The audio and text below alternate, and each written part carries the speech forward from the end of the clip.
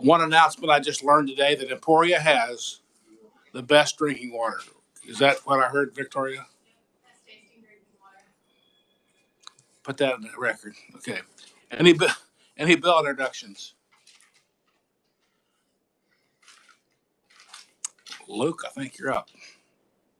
Are you the guy? Are you doing it? You doing the?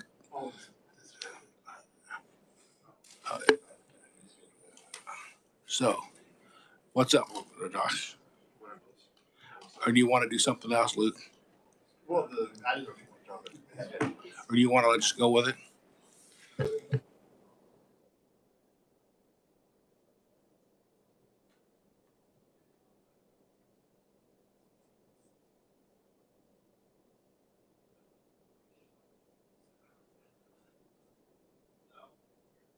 Honey,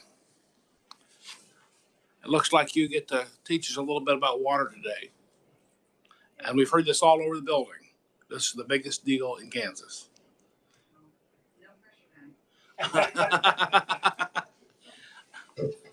Oh, there we go. Blue light. So yes, my name's Connie Owen. I'm the director of the Kansas Water Office, and Representative Corbett, thank you very much for inviting me to come speak, and other members of the committee. And I'll apologize ahead of time, especially probably to you, Representative Bloom, because I think you will have heard a lot of this, I know at least once before, maybe more, because I'm going to do an initial introduction to the Water Office, who we are, what we do, and kind of get through that rather quickly. And because I know the reason you've asked me to come speak today is about the budget enhancement requests.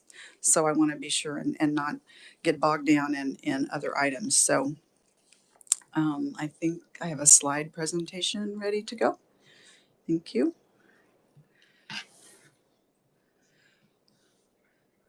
All right, next slide, please. So initially, as I said, I'll do a pretty quick run through to explain to you who the Water Office is and what we do. There are 3 main water agencies in the state of Kansas, and what I'm telling you now is not on this slide yet, but the 3 main water agencies in Kansas are the Kansas Department of Health and Environment. They handle water quality, permitting, enforcement. They're a regulatory agency, water quality. Water quantity is handled by the Division of Water Resources within the Department of Agriculture. And they do water rights, water permitting, enforcement. They are a regulatory agency. The Kansas Water Office is not regulatory. We don't permit. We don't enforce. We are the water policy, planning, and coordinating office for the state of Kansas. So our I'll get into in just a few minutes. Our flagship responsibility is to develop the Kansas Water Plan and to implement that plan. And the development of that plan and the implementation is in cooperation with various other state agencies and federal and local agencies, as well as stakeholders and many other entities, which I'll briefly touch on later. The mission of our agency, as you can tell, is to provide the framework, policy, and tools in concert with agency partners and stakeholders to manage, secure, and protect a reliable, safe, long-term, statewide water supply. Not a small task. Our main purposes, as I said, we have the development of a comprehensive state water plan, which was just done this past August, and we coordinate water resource operations of agencies at all levels, federal, state, and local, and we are to ensure adequate quantities of good quality water to meet future needs, and we efficiently operate state-owned storage in federal reservoirs. Next slide, please. There are 2 main programs within the Water Office, and the 3 to the left comprise our water policy, our water planning and implementation program. And then our second program is the Public Water Supply Program. So I'll briefly introduce you to all of that. The Water Planning and Implementation Program, our first component of that is the Kansas Water Authority. Next slide, please. This is an advisory board created by statute. Oh, next. There you are.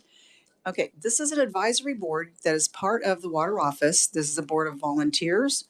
It is comprised mostly of governor's appointees. The dots that you see there represent the voting members of the Water Authority. 11 of those 13 are appointees of Governor Kelly, and the other two are legislative. One is appointed by the Speaker of the House and one by the President of the Senate. And the appointees of the governor, except for the chair, have designated water use stakeholder categories that they are charged with representing. Next slide, please.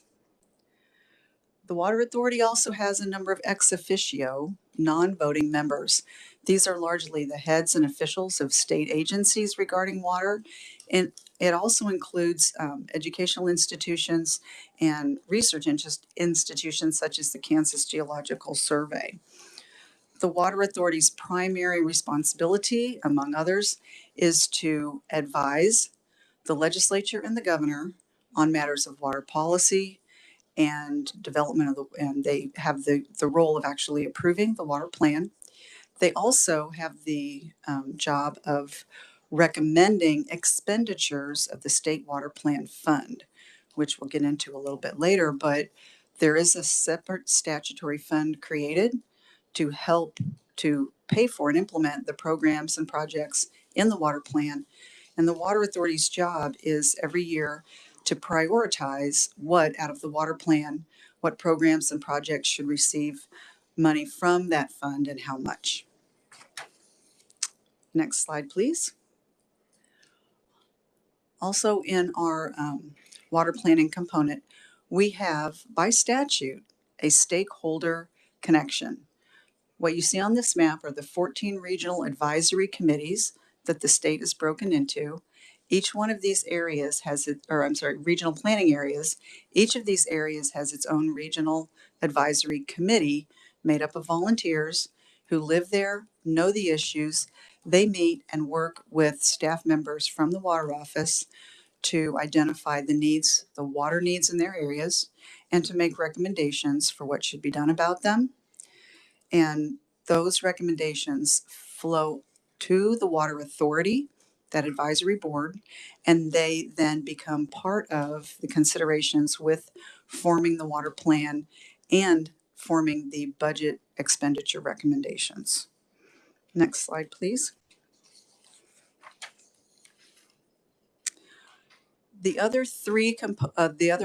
third component of our water planning and implementation program is our drought monitoring and response role, where we have the responsibility of monitoring drought conditions and working with a team of experts to constantly watch conditions.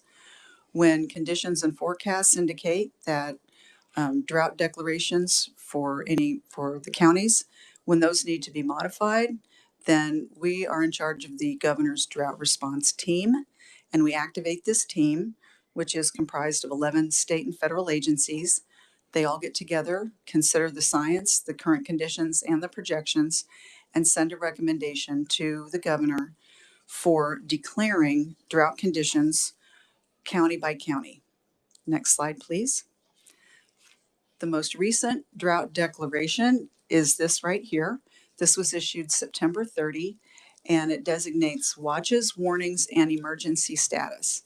Each one of those statuses, as it increases in severity, unlocks and provides opportunity for increased assistance programs and activities to help those who are affected by drought. These declarations remain in place until modified, so this one still remains in place, but my office, in connection with the team, is constantly monitoring to determine when it's appropriate to recommend a modification. Next slide, please. So that's a real quick wrap up of the water planning and implementation program within my agency, within the water office. The other main program is our public water supply program. And what you're looking at here is a map of the main reservoirs, the federal reservoirs in the state of Kansas. What we have, which I try to explain in simple terms that help me understand, help me to learn it and figure it out. The state of Kansas contracts with the federal government for storage in these reservoirs. So these reservoirs were built by the federal government. They are owned by not all of them on the page, but 14 of them were built by the federal government. They're owned by the federal government. And at the time, the state was given the opportunity to contract for storage within those reservoirs so that the state would have the use of water, some measure of water out of those reservoirs. So contracts were drawn up. The state has contracted storage space, and we ultimately have to pay the amount in the contract. The idea being, of course, why would we have these contracts? So that the state, through the water office, then contracts with municipalities and industries primarily for the use of that water. For example, the city of Lawrence gets water out of Clinton Lake. That is through a contract that the city of Lawrence has with the water office, but the water office, the state, has to pay the Corps of Engineers for our storage in Clinton. So we sort of have this revenue stream whereby customers through pay the water office is responsible to pay the federal government. When these contracts were developed, they were developed with the idea into the future. So the amount of storage that was contracted for accounted for growth in the future, not just what was needed at the time. So there are situations in which we have current contracts for some of the storage, but not for all of the storage. So that would create a revenue stream for some of it, but not all of what we owe the federal government. Nonetheless, by the end of the due date of our federal contracts, the state has to pay the federal government. We can't get to the end of the contract period and say, we didn't need all of that, so we aren't going to pay the rest of it. We're still required to pay that off. Next slide, please.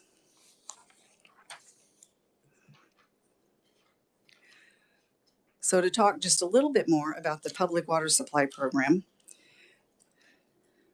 the purpose of this is to ensure an adequate supply of water for Kansans receiving water from that state-owned storage in federal and state reservoirs. We have a water marketing program, a water assurance program, and Lower Smoky Hill Access District.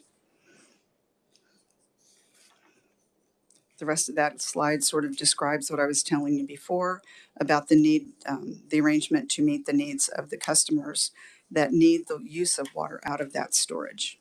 Next slide, please. So as I mentioned before, some of the contracts at some point in time, they're not all spoken for. There's future use storage.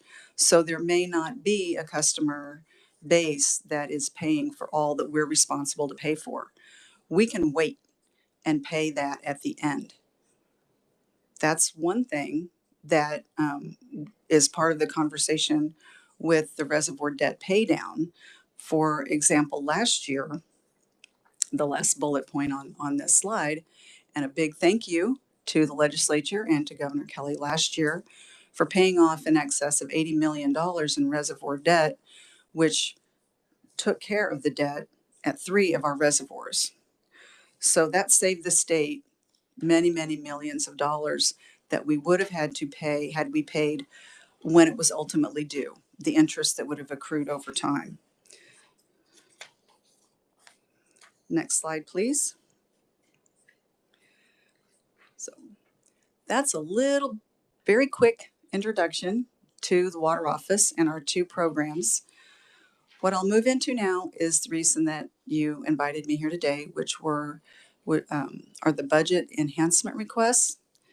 And the first 2 have to do with state water plan fund recommendations.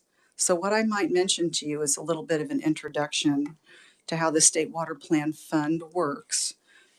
If you all have a copy of the annual report in front of you, I'd refer you to page 6.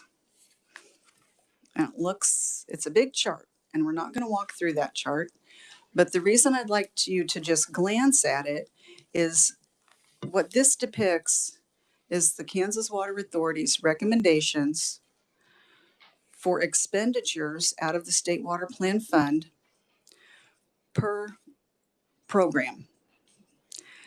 What I want you to notice is that there are different segments. There's a health and environment segment, there's a Department of Agriculture segment, Water Office, Wildlife and Parks, and Geological Survey. The State Water Plan Fund is a single fund, but in implementing the Kansas Water Plan, Health and Environment implements some of the programs, the Department of Agriculture implements some of the programs, and the Water Office implements some of the programs.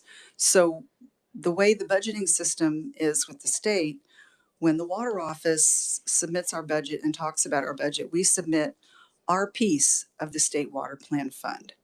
So likewise, the Health and Environment will submit their piece of the State Water Plan Fund, and so will the Department of Agriculture. So what I'm going to discuss with you today are two of the line items from the Kansas Water Office segment of the State Water Plan Fund.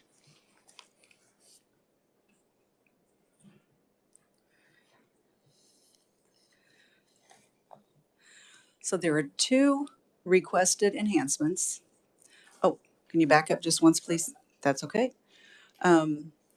Two requested enhancements, which the Water Authority recommended and are included in the governor's budget recommendations. The first one here is water quality partnerships, and this would be in the amount of $450,000. And there are some key terms in here that I'll focus in on. This leverages partnership opportunities to enhance watershed conservation practice implementation within areas experiencing surface or groundwater quality issues. Okay, let's break that down. It's an opportunity to leverage non-state funds with partnerships. This would not be just the Water Office asking for money. This would be an opportunity to leverage non-state funds in a program or project in which we have partnerships. And this particular partnership line item is for water quality initiatives. For example, the kind of things that this could pay for: Milford Lake Regional Conservation Partnership Program. That's a collaborative program with the NRCS, a federal agency, with about 30 partners.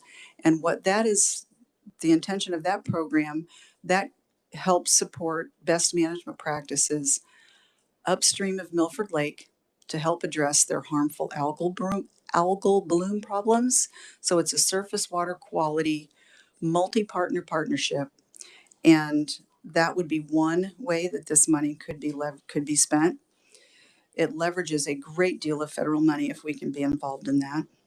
Another example is a groundwater quality initiative.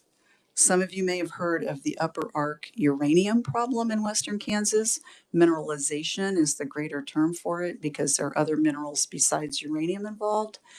But this groundwater quality problem is a problem that exists on the Kansas side of the state line as well as Colorado.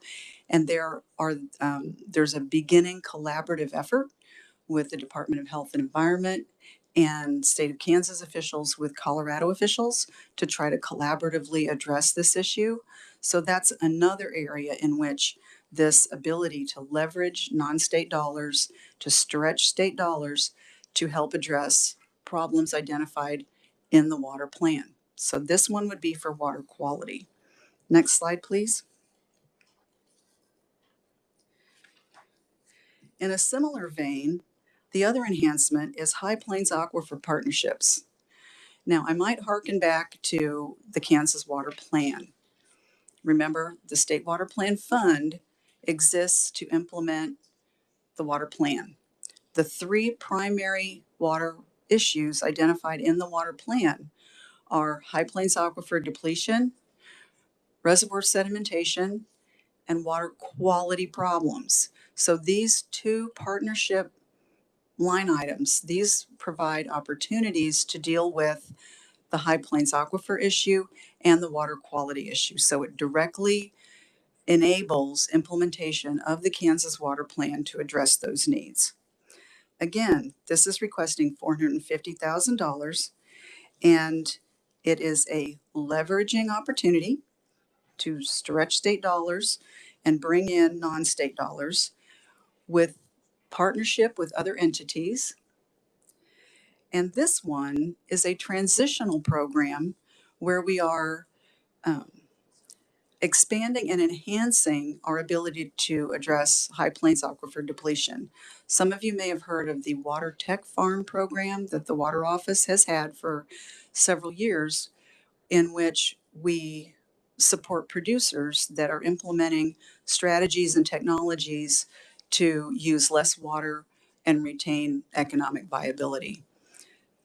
We are launching a new initiative called the Water Innovation Systems and Education, the WISE initiative, in which this expands the umbrella so that we would be able to help with reducing groundwater use in an economically viable way in the ag setting, in municipal setting, irrigation, as well as dairies. And that helps really expand our ability to help extend the life of the Ogallala Aquifer. A couple of projects this could possibly help. Garden City has a water reclamation project that is very successful and very promising and very expensive, and they need support going forward. This would allow us to support Garden City. There are also water reclamation projects that are getting started with dairies and feed yards in western Kansas that again are showing a lot of promise but need a lot of support. So this line item would help us to leverage non-state dollars, stretch state dollars to help these programs that we need to address one of our critical water issues and further implement the state water plan. As you might remember, next slide please, I talked about our two different programs. So we just got done talking about the Water Plan Fund, two items within that, which is within our planning and implementation program. Water supply, public water supply and reservoir program is the next item I'm going to talk about. And in the governor's budget recommendations, there was a recommendation for $53 million to be spent to pay off the remaining reservoir debt, and this would apply to Milford Lake and Perry Lake. So I mentioned last year, again, thank you so very much for supporting paying off debt on 3 other reservoirs. This would pay off the remaining reservoir debt for the state of Kansas. And if it's paid now, then as opposed to paying when it would come due at the end of the contract, it will save the state of Kansas over $29 million. Now, there's some very important points to mention about this. The most important in some people's eyes is not necessarily the interest savings, which are tremendous, but the fact that once we pay for this, lock in the contract, pay for all of it, the water in that contract will become the state's to control. Until it's paid for, the federal government can still manipulate that water. They can make releases, they can make decisions about how it's used. We need to have control over the water that we have the ability to control. I think everybody's aware of articles in the news all the time. I'm sure you're hearing from your constituents. Anybody who's been in the state at all in the last year is aware of our severe drought. The drought declaration map I just showed you was emergency status in well over 2/3 of the state. So the idea that we can lock in a water supply now and have control over what happens to that volume of water, I think is priceless. So, but unfortunately, there is a price, and the price is $53 million. And that would also have the benefit of allowing the redirecting of resources to other strategic water needs. So instead of servicing that debt over time, then, or paying for the interest over time that we can avoid, then we can redirect those funds to other strategic water needs. And there are many across the state. So I would, next slide, please. Just refer you, as I mentioned, your copy of the annual report of the Water Authority. There's a lot of good information in there. These enhancements are discussed in there. And so I hope you find that a handy resource if you have questions that come up today or later. That's pretty much what I'd like to present. I'm trying not to go too far into the weeds, but I don't think you need to understand the importance of what's being requested. And so at this point, I'd like to stand for questions. I also have experts on my staff here to answer questions that are beyond what I can handle myself. So thank you for the opportunity. Committee, any questions? Representative? Thank you, Mr. Chair.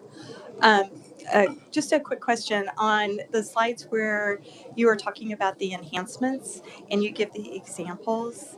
So they're examples, correct? So are those monies then in the enhancements in those different pots?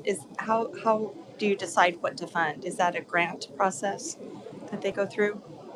It is not a grants process, but again, the planning process and the expenditure process of the state water plan funds that comes through any of the agencies infuses recommendations from those regional advisory committees, as well as the water authority and the experts with the state agency. So it's a collaborative process to decide. Those are examples of what could be paid for.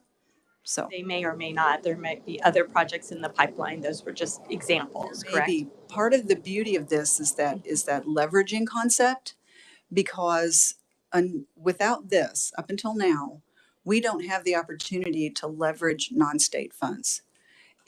Most requests that or opportunities that arise are on a far shorter timeline than the budgeting process through the state. We can't take a year and a half out to try to leverage. And so we're missing out on a lot of federal and private and other monies that we could be accessing. So that's a big piece of it. Mr. Chairman, if I could just follow up. So on those, I'm just wanting to understand a little bit on the additional funds that might be available if you are able to leverage other dollars other than state dollars. So that would include like federal dollars, but then also private dollars.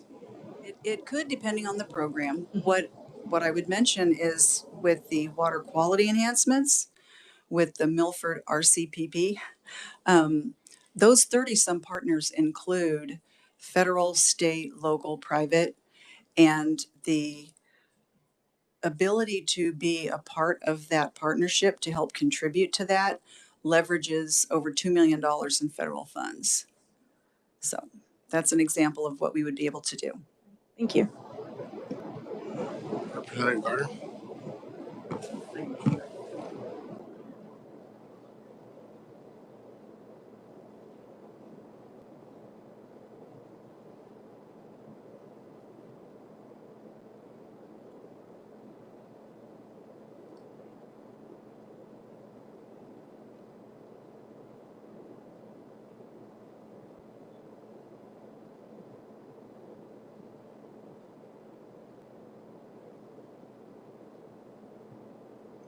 Well, we are, and I'm not really sure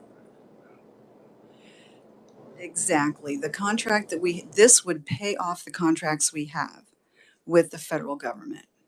And then we have the ability as the state through the water office to contract with customers who need that water. Does that? There may be operation and maintenance costs that are shared, but correct, yeah.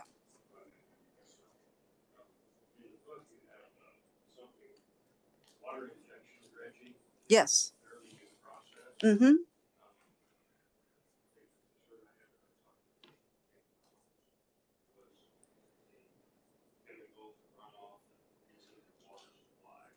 Mm-hmm.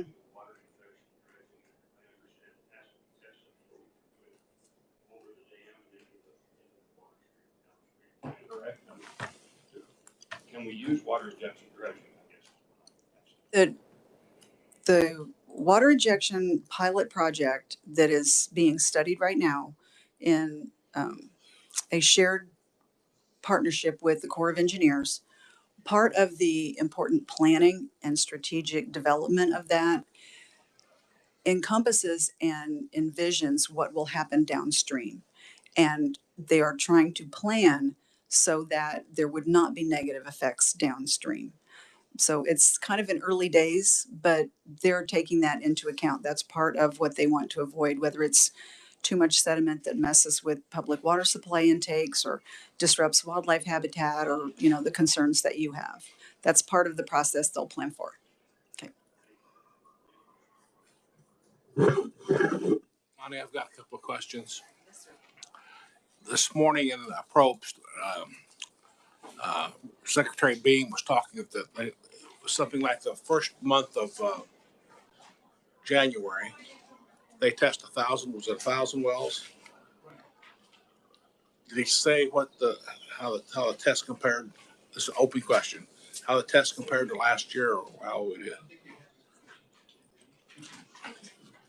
So Connie, are you familiar with that? Or they kind of test the wells to see where they were, the water levels. The Kansas Geological Survey Right. has just completed their testing of 1,400 wells.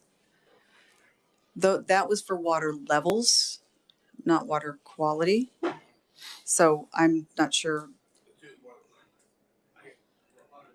Water levels. So I see your map here, and what concerns me is if we get another year like last year, and I think it's on the right track. It's just that the need is far out. There's so many needs and not enough places to put the patches. I know, just like stream bank stabilization, and it goes on forever. So The Ogallala, as you're getting to this, I know Brownie Wilson with the Kansas Geological Survey and Jim Butler, they've done a number of presentations recently, and one for the House Water Committee on the well measurements that they've just been taking. And that is all about the depletion of the Ogallala aquifer. So that's one of the reasons that my office developed and suggested, and the Water Authority agreed with the High Plains Aquifer Partnership line item, was we need to focus on that. We need to take every opportunity we can get to try to deal with that problem, and to deal with that problem in partnership, and to the extent that we can, leveraging non-state dollars to maximize what we can do. you touched on it earlier, but the uranium problems out in the southwest corner of the state, will they ever get any better? Other than filtering or cleaning up, was that going to be in the water, do you think, for the rest of our time? That is a question that is definitely outside my lane. That is a question for the Department of Health and Environment.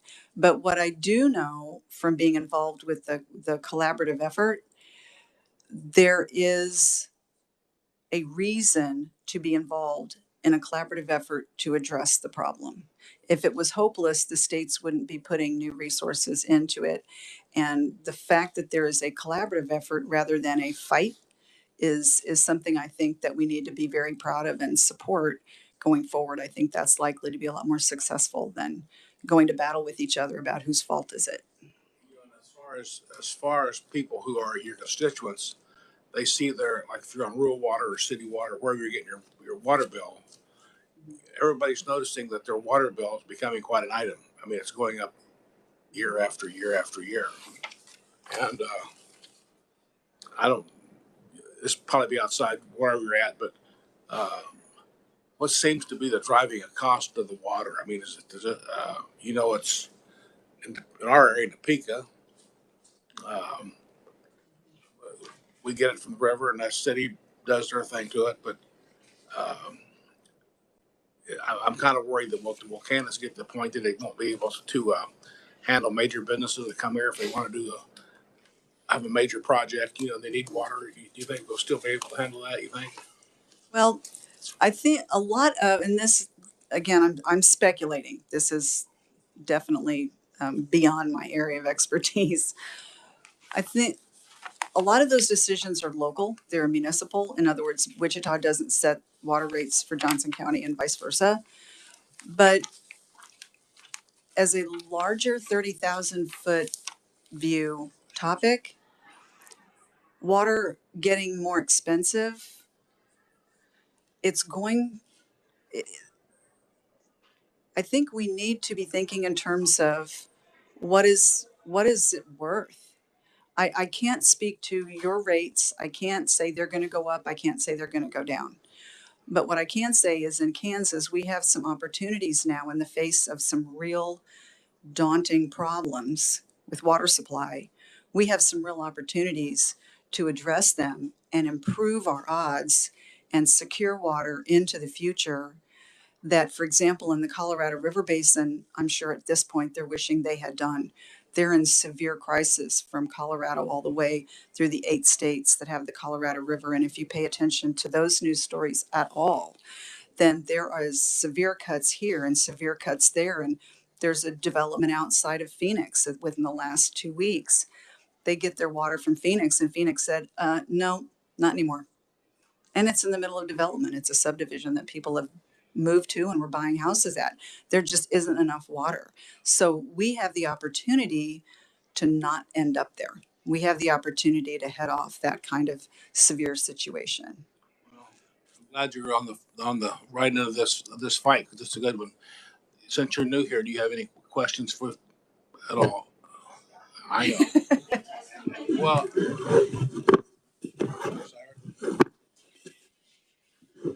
Thank you, Mr. Chairman. In fact, I was late because I was talking about water to my constituent. I got a new question that might pertain to this because he's on Arkansas River, and they're having trouble with people. It's considered a open navigable stream, so they can let these 4-wheelers and stuff come in there.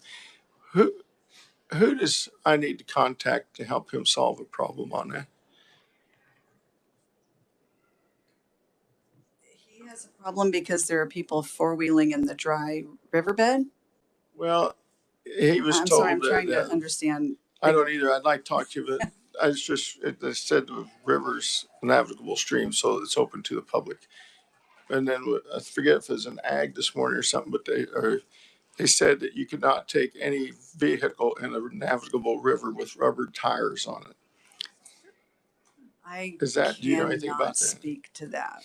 Okay. see, Tommy, this is a pretty wild committee. We'll ask you. Well, like I said, there's, Victoria can handle well, that. I know. There's a lot of questions. So, Let's ask Victoria about that dry riverbed ATV action. well, I got to meet with him tomorrow. But anyway, how many irrigators versus dry land and conservative farmers are there in the state? I think I heard there was 40,000 irrigation wells in the state.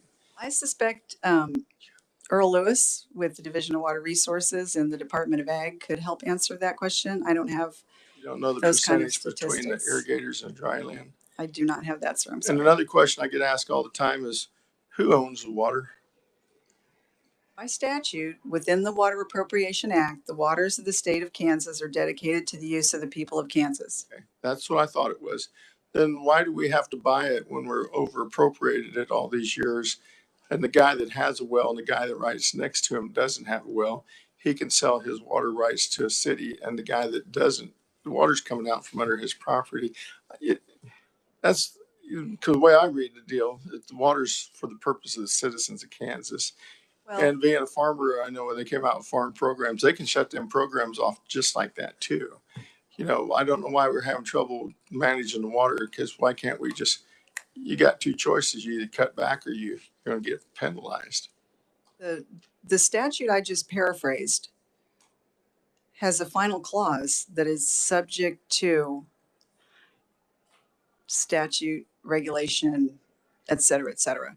So there, and that same act, Water Appropriation Act, sets up our system of Kansas water rights, which is implemented by the Division of Water Resources. So I'm hearing implications of what you're asking that bring in the question of how does our water rights system work? That's kind of clarification. That's what people are asking me all the time because, and I got a lot more questions, but I don't want to take up your time. Thank you, Mr. Chairman. Maybe we can talk later. Connie and I both thank you.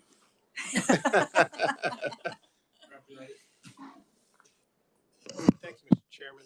Connie Owens, my question to you is, with the aquifer and the depletion of it, and if we hit another drought year, what's Plan B? Yeah, are we talking about it to be proactive? Are we talking about a Plan B? We are talking, it's, yes, actually. Um, and the House Water Committee this morning, and I know you may not have time in your day to do this, but if you had an opportunity to watch the YouTube presentation from this morning's House Water Committee, the managers of Groundwater Management District 1 and 4, who were honored on the House floor yesterday, described the programs that they have, the local enhanced management areas and the water conservation areas. And those are implementing statutes through the Division of Water Resources within the Department of Agriculture. In short, those are locally driven water reduction strategies that producers have designed, gotten approval from the state, so they are then required to implement them 5 years at a time. After 5 years, they could change their minds and say, no, that was a bad idea. But the initial Sheridan 6 Lima in GMD 4 out of Colby in northwest Kansas, they started out with a goal of a reduction of 20%. So restriction of usage is what you're They, saying. well, restriction in the right way. So what they did was with implementing management with precision agriculture techniques with the proper technologies, so they know the soil moisture at any given time, they know when they're more intensive management. With this more information, they have reduced more than their target. They reduced 30 to 35% and were more profitable.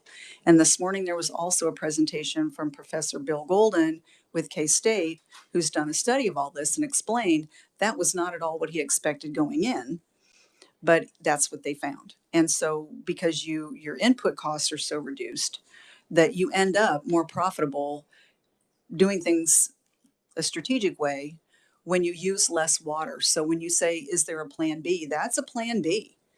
That's a plan B. Well, that Plan B, not criticizing you, strikes me as refinance and you push the debt out, then the big bills due and you don't have no money to pay it. My question about the Plan B is once we've put the restrictions and we're still hitting the drought, would that be trucking in water? What would that be? I mean, am I just too far out? But No, no. Your question is getting to the heart of a very, very serious, timely problem. And there are areas in the state of Kansas now that are already trucking in water. there is. There are domestic well users. Yes, Representative Carlin's nodding her head. There are domestic well owners whose domestic wells will no longer operate and they have to truck in water. What's the percentage of domestic wells that depletes the aquifer? Domestic use is a very small percentage of the amount of groundwater use in western Kansas. If you, and I don't have the exact statistics in front of me, but if you consider all the water use out of the Ogallala, then irrigation accounts for 85, 90% of the use of the Ogallala. Irrigation drives the economy for everything else. So they aren't the only ones benefiting from that, right? But domestic use relies on the same source, as does Garden City, as does every other municipality and industry out there. So if the implication is how much impact does domestic use have, it would be very small. Thank you, Connie.